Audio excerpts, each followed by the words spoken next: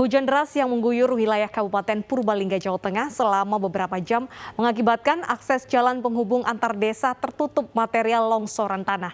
Material longsor berupa batu besar dan lumpur menutup jalur perekonomian warga. Jalannya aku pedot ora iso liwat iki. Akibat diguyur hujan secara terus-menerus, terjadi longsoran tanah dan batu besar sehingga menutup akses jalan menuju Desa Sirau, Kecamatan Karangmoncol, Kabupaten Purbalingga, Jawa Tengah.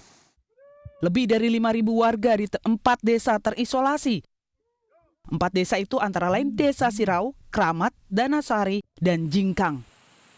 Jalur penghubung perekonomian warga tertutup oleh lumpur bercampur berbatuan besar. Warga sekitar sempat mengevakuasi sebuah sepeda motor yang terjebak longsor. Hingga saat ini Pemkab setempat belum berupaya untuk memperbaiki atau menyingkirkan longsoran tanah.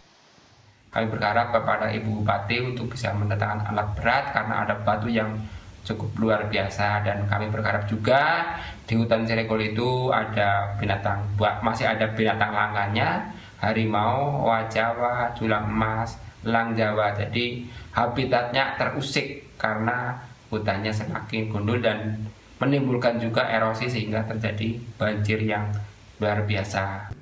Sementara di wilayah berbeda, 970 kepala keluarga mengalami kesulitan air bersih akibat dampak kemarau. Sejak hujan tak lagi turun, bantuan air bersih menjadi satu-satunya andalan warga.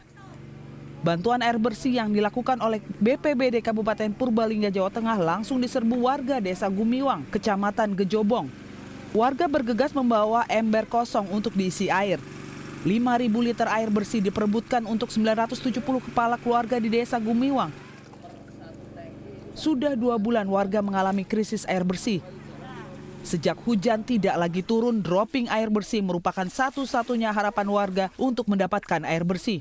Mandi, buat cuci, buat masak.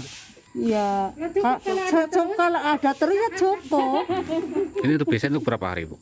Ya entah. Ya kalau udah habis minta lagi. Berapa hari, Bu? Ya nggak tahu. Hingga kini sudah 6 kali air bersih dikirimkan ke sejumlah wilayah yang dilanda kekeringan. Dari Purbalingga, Jawa Tengah, Catur Edi Purwanto, iNews melaporkan. Pemirsa, mulai hari ini PT Transjakarta memaksimalkan kapasitas penumpang. Stiker jaga jarak di dalam bus sudah dicabut oleh PT Transjakarta. Rekan jurnalis iNews TV, Vito Erlangga dan Seprio akan menjelaskan lebih lengkap lagi peraturan baru tersebut. Ya baik pemirsa, seiring dengan penurunan level PPKM di wilayah DKI Jakarta yang saat ini turun menjadi level kedua, PT Transjakarta memberlakukan kebijakan baru yang mana saat ini kapasitas angkut Transjakarta mulai hari ini sudah bisa 100%. Hal ini berbeda dengan kebijakan pada PPKM level sebelumnya, yang mana PT Transjakarta hanya membatasi 50% dari kapasitas maksimal. Kemudian berdasarkan pemantauan kami di dalam busway atau di bus Transjakarta ini juga untuk logo atau stiker jaga jarak ini juga nampak sudah secara bertahap dicabut oleh PT Transjakarta sehingga semua kursi di dalam busway ini bisa ditempati oleh penumpang. Namun meskipun demikian, PT Transjakarta masih menerapkan protokol kesehatan seperti dengan adanya kewajiban menggunakan masker, kemudian menjaga sterilitas seperti mencuci tangan, dan kewajiban menunjukkan sertifikat vaksin sebelum masuk menuju ke halte Transjakarta. Dari Jakarta, Vito Erlangga, Seprio Donaldi, Indra Setiabudi, iNews melaporkan. Kita beralih ke informasi lainnya. Pemirsa, hari ini Presiden Joko Widodo dan Wakil Presiden Ma'ruf Amin menghadiri peringatan Hari Santri Nasional yang digelar di Istana Negara.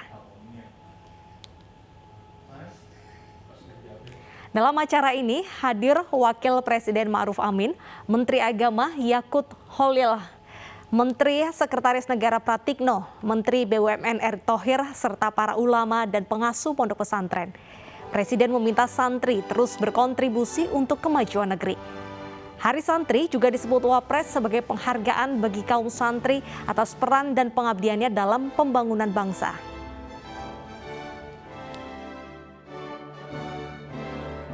Saya sudah berkali-kali menyampaikan bahwa Indonesia sebagai negara dengan penduduk muslim terbesar di dunia harus menjadi pemain utama dalam ekonomi syariah dan industri halal di dunia.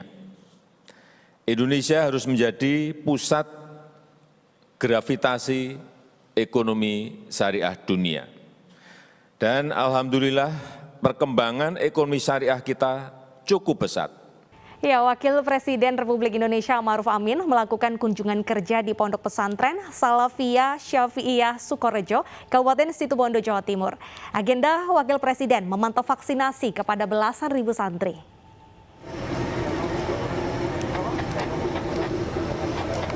Wakil Presiden Republik Indonesia Ma'ruf Amin melakukan kunjungan kerja ke Pondok Pesantren Salafiyah Syafi'iyah Sukorejo, Situbondo, Jawa Timur. Kedatangannya disambut langsung oleh pengasuh Ponpes Ahmad Azaim Ibrahimi beserta Gubernur Jawa Timur Khofifah Indar Parawansa. Ribuan santri antusias mengikuti kegiatan vaksin. Tujuannya untuk menambah kekebalan imun. Tingkat penularan sekarang ini sudah mulai turun. Berbagai upaya yang telah dilakukan oleh pemerintah, tapi tetap kita belum merasa aman. Karena kita menjaga kemungkinan terjadinya lonjakan, itu harus kita antisipasi. Apalagi kita juga mengantisipasi kemungkinan adanya gelombang ketiga. Vaksinasi digelar hingga tanggal 3 November mendatang. Ada kuota 17.000 dosis vaksin yang akan diberikan kepada santri putra-putri di Pondok Pesantren Salafiyah Syafi'iyah. Dari Situbondo, Jawa Timur, Rizky Amirul Ahmad, iNews melaporkan.